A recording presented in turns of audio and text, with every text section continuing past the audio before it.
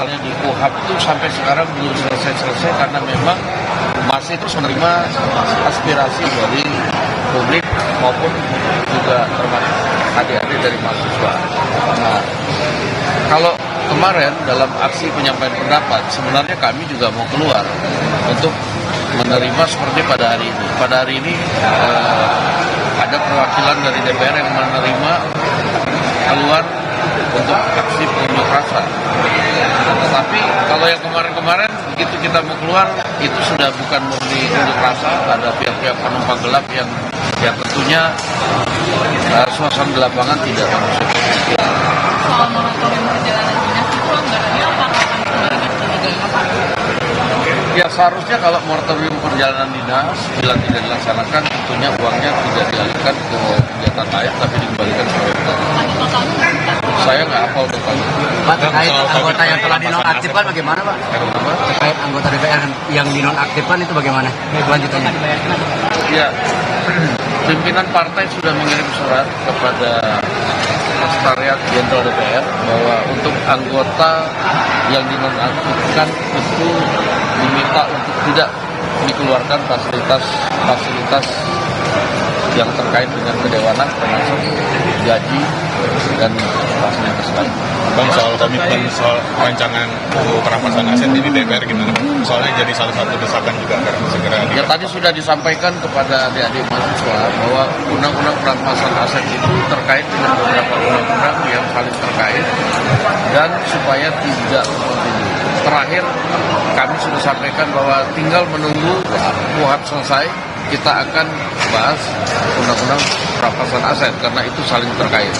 Nah, ini undang-undang perampasan, undang-undang KUHP-nya masih terus menerima partisipasi publik. Tapi kami sudah sampaikan kepada pimpinan Komisi 3 bahwa sudah ada batas limit yang mesti kita selesaikan karena partisipasi publiknya sudah banyak dan sudah cukup lama.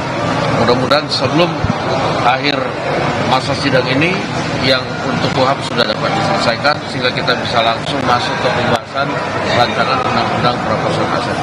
Bang, untuk status Bang Adis kan sekarang nonaktif Bang. Dalam kerusuhan Gimana? terkait investigasi untuk mengungkapkan kerusuhan. Ya, tadi memang ada permintaan dari adik-adik BEM untuk kami menyampaikan kepada pemerintah atau ikut andil dalam tim investigasi dugaan makar yang juga telah disampaikan oleh Presiden Republik Indonesia. Nah, untuk itu kami akan menyampaikan kepada pemerintah aspirasi dari adik-adik Badan Eksekutif Mahasiswa ini untuk dapat ditindaklanjuti. Ya.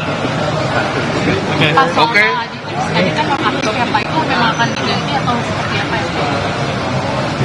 Itu akan diserahkan kepada partainya. Demikian. Pak Nasko, satu lagi Pak Nasko terkait dengan tadi Pak Nasko menekan lagi, tadi Pak Nasko mengatakan ini menjadi momentum untuk evaluasi dari DPR dan itu seperti apa nanti ke depannya Pak Nasko? Ya, kami sudah melakukan evaluasi bahkan sebelum acara hari ini. Itu tadi pernyataan dari Sufmi Dasko Ahmad, Wakil Ketua DPR terkait dengan pertemuan dengan sejumlah perwakilan BEM seluruh Indonesia dan juga sejumlah aspirasi dan tuntutan yang telah dikemukakan oleh mahasiswa bersama dengan pimpinan DPR. Dan tadi dari pernyataan Sufmi Dasko bahwa komitmen untuk mengevaluasi dan juga menstop tunjangan fantastis dan juga akan tetap menyelesaikan tentang RUU perampasan aset termasuk juga terkait dengan tuntutan tim investigasi dan juga akan diinisiasi bersama dengan pemerintah.